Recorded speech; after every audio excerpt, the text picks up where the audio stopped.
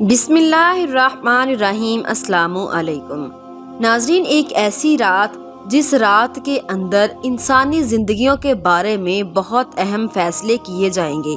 कौन मरेगा और कौन जिएगा, और कौन इस दुनिया में एक नई जिंदगी की शुरुआत करेगा, और कौन इस दुनिया को छोड़कर इस दुनिया को अलविदा कहेगा, और कौन गरीब से अमीर बन जाएगा, और किसकी जिंदगी का जवाल शुरू होने वाला है, और किन लोगों के नाम मुर्दा लोगों की लिस्ट में लिख दिए जाएंगे। प्यारे नाज़रीन, आज की इस मालूमाती वीडियो में हम आपको बताएंगे कि शब बारात की हकीकत क्या है, इस रात में नामा आमाल क्यों तब्दील होते हैं, और इस रात में इंसानों के बारे में कौन कौन से अहम फैसले किए जाते हैं, और अगर खुदा ना खास्ता हमारा नाम भी मुर्दा लोगों की लिस्ट में लिख चुका हो तो हमें क्या करना चाहिए। इस रात कितने लोगों की मगफरत की जाएगी, और इस रात कौन से वो बदबख्त लोग होंगे जिनकी मगफरत नहीं की जाती। और हजूर नबी करीम सल्लल्लाहु अलैहि वसल्लम ने इस रात कौन कौन से अमल करने का इशारा फरमाया, और बहसीयत मुसलमान हमको शब बारात किस तरह गुजारनी चाहिए। नाज़रीन, इन तमाम तर सवालात के जवाबात हदीस की रोशनी में आज की इस वीडियो में हम आपको बताएंगे, लिहाजा इस वीडियो को एंड तक जरूर देखिएगा।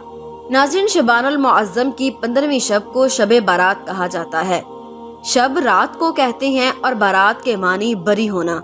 चूँकि इस रात मुसलमान तौबा करके और अल्लाह ताला की बारगाह में अपने गुनाहों की माफ़ी तलब करते हैं और अल्लाह ताला की बारगाह में अपने गुनाहों को छोड़ने का अहद करते हैं, तो अल्लाह ताला अपनी रहमत के सदके बेशुमार मुसलमानों को जहन्नम से निजात देता है। इसलिए इस रात को शब बारात कहते हैं। नबी करीम सल्लल्लाहु अलैहि वसल्लम ने एक मिसाल के साथ इरशाद फरमाया कि कोई शख्स सहरा का सफर कर रहा था, तो रास्ते में वो सुस्ताने के लिए किसी दरख्त के नीचे सो गया। उसका खाने का सामान उसकी सवारी पे था। अचानक आंख खुली तो देखा कि सामान नहीं, सवारी भी नहीं। वो दाएं बाएं भागा, लेकिन उसने देखा कि सवारी के आसार दिखाई ही नहीं देते, और सहरा में सवारी का और सामान खुर्दनोश का खत्म हो जाना सीधी सीधी मौत होती है। तो वो मौत के इंतजार में दरख्त के नीचे दोबारा आके लेट गया और उसकी आंख लग गई। फिर अचानक आंख खुलती है तो देखता है कि सवारी बमा साजो सामान उसके पास खड़ी है। तो सवारी क्या मिली, उसको तो जिंदगी मिल गई। तो शिद्दत फरहत से खुशियों के हजूम में वो इतना गुम हो गया कि वो कहने लगा कि तू मेरा बंदा और मैं तेरा रब। कहना उसने ये था कि तू मेरा रब और मैं तेरा बंदा, लेकिन खुशियाँ इतनी थीं कि जब भी तेरी कुर्बत के अमकान नजर आए हम इतने खुश हुए कि परेशान नजर आए। तो खुशियों के हजूम में जो कहना था वो कह नहीं पा रहा था। तो फरमाया कि बताओ उसे कितनी खुशी हुई जब उसको ऊँट मिल गया और जिंदगी मिल गई। तो सहाबा ने कहा, मेरे प्यारे हजूर, बहुत खुशी हुई। फरमाया कि जब कोई शख्स तौबा करता है तो मेरा रब उसे इससे भी ज्यादा खुश होता है। सुबहान अल्लाह, इससे भी ज्यादा राजी होता है कि मेरा बंदा पलट के मेरे हजूर आ गया। और अगर वो तौबा करने वाला नौजवान हो तो फिर तो अल्लाह बहुत ही खुश होता है। बल्कि रसूल करीम सल्लल्लाहु अलैहि वसल्लम ने इरशाद फरमाया कि मैं अल्लाह का हबीब हूँ, और फिर फरमाया जो जवान जवानी में तौबा करे वो भी अल्लाह का हबीब है। फिर फरमाया और भागने वाले आजा पलट के, उसकी रहमतें आवाजें दे रही हैं। वैसे उसकी रहमतें तो हर दम हर लम्हा बंदे को पुकारती हैं, लेकिन ये रुत और ये मौसम, जिस तरह का मौसम आज आपको और मुझे मुयस्सर है, ये उसकी रहमतों की अमूमियत का और उसकी रहमतों का मौसम है। और हदीस में आता है कि कबीला बनु कलब की बकरियों के बालों के बराबर गुनाहगारों को जहन्नुम की आग से आज़ाद कर दिया जाता है। और वो बदनसीब शख्स है जो ऐसी बाबरकत रातों के दामन में भी हिस्सा वसूल नहीं कर पाता। हजरत अता बिन यसार रज़ी अल्लाह ताला अन्हु फरमाते हैं कि लैलतुल कदर के बाद शाबान की 15वीं रात सबसे अफजल रात है। प्यारे नाज़रीन, आपको बताते चले कि शब बारात अल्लाह ताला ने फरिश्तों के लिए ईद का दिन मुकर्रर किया है। जिस तरह कि अल्लाह ताला ने ज़मीन पर रहने वाले इंसानों को 2 ईदें अता फरमाई, इसी तरह अल्लाह ताला ने आसमान वालों के लिए भी 2 ईदें मुकर्रर कर रखी हैं, एक शब बारात और दूसरी शब कदर। इंसान जो कि ये दोनों ईदें दिन में मनाती हैं, जबकि फरिश्ते ये दोनों ईदें रात को मनाते हैं।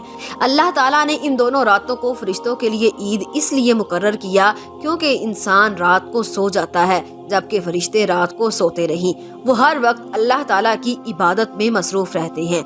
नाज़रीन, शब बारात के मुतल्लक अल्लाह ताला कुरान पाक में इरशाद फरमाता है, कसम है उस रोशन किताब की, बेशक हमने उसे बरकत वाली रात में उतारा और बेशक हम डर सुनाने वाले हैं और इसमें बांट दिया जाता है हर हिकमत वाला काम।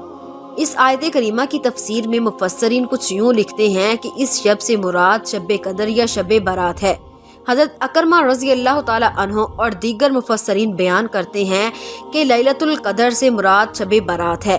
नाज़रीन, इस रात के अंदर उन तमाम लोगों की फहरिस्त तैयार की जाती है जिस दुनिया के अंदर जिंदा रहने वाले होंगे और जो इस साल के अंदर मरने वाले होंगे, और जो हज करने वाले होंगे उन तमाम लोगों के नाम इस फहरिस्त के अंदर लिखे जाते हैं। इस फहरिस्त में दर्ज होने वाले हर हुक्म की तामील में जरा बराबर भी कमी नहीं की जाती। हज़रत आयशा सदीक़ा रज़ी अल्लाह ताला अन्हा बयान करती हैं कि नबी करीम सल्लल्लाहु अलैहि वसल्लम ने इरशाद फरमाया कि क्या तुम जानती हो कि शबान की 15वीं शब में क्या होता है?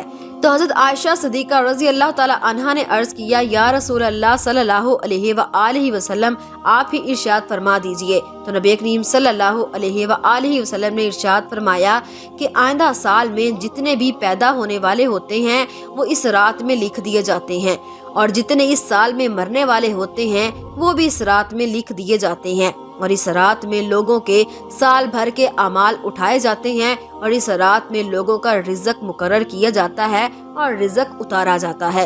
हज़रत अता बिन यसार रज़ी अल्लाह ताला अन्हु बयान फरमाते हैं कि शाबान की 15वीं रात को अल्लाह ताला मलकुल मौत को एक फहरिस्त देकर हुक्म फरमाता है कि जिन जिन लोगों के नाम इसमें लिखे हैं इनकी रूहों को आइंदा साल वक्त पर कब्ज करना।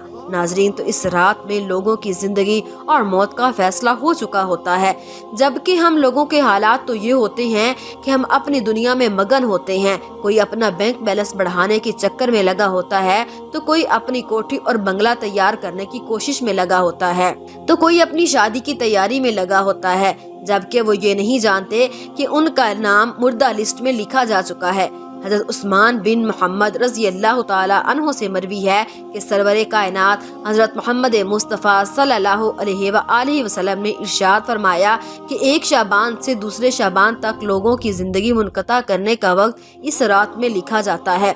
यहाँ तक कि इंसान शादी ब्याह करता है और उसके बच्चे पैदा होते हैं, हालांकि उसका नाम मुर्दों की फहरिस्त में लिखा जा चुका होता है। और शब बारात की एक बहुत बड़ी खसूसियत ये भी है कि इस रात में अल्लाह तबारक व तआला बेशुमार लोगों को बख्शिश फरमाता है। जैसा कि हज़रत आयशा सदीक़ा रज़ी अल्लाह ताला अन्हा बयान करती हैं कि एक रात मैंने हज़ूर अकरम सल्लल्लाहु अलैहि वसल्लम को अपने पास ना पाया, तो मैं आपकी तलाश में निकली। मैंने देखा कि हज़ूर नबी करीम सल्लल्लाहु अलैहि वसल्लम जन्नतुल बकी में तशरीफ़ फरमा है।